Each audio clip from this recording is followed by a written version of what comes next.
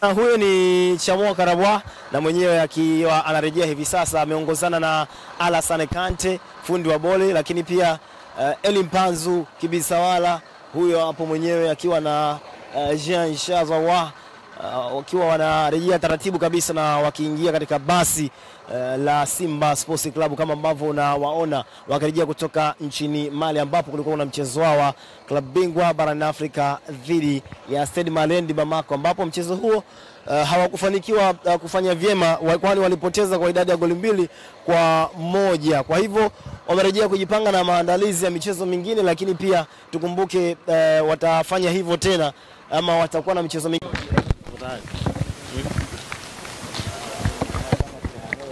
Yes bana, mtazamaji na mfuatiliaji wa Kawabe Media, Yusuf Kagoma sambamba na Ladak Chasambi wakiwa wanatoka ndani mara baada ya mchezo wamepoteza huko dhidi ya klabu ya Stade Malien de Bamako, mchezo ambao wamepoteza kwa idadi ya goli 2-1. Yusuf Kagoma na mtazamaji na mfuatiliaji wa Kawabe Media, Shomari Kapombe kama ambavyo unamuona akiwa anarejea. Captain kwema? Anaongea kocha hapa. Moja pole kwa mchezo. Maana ni captain wa Simba Sports Shomari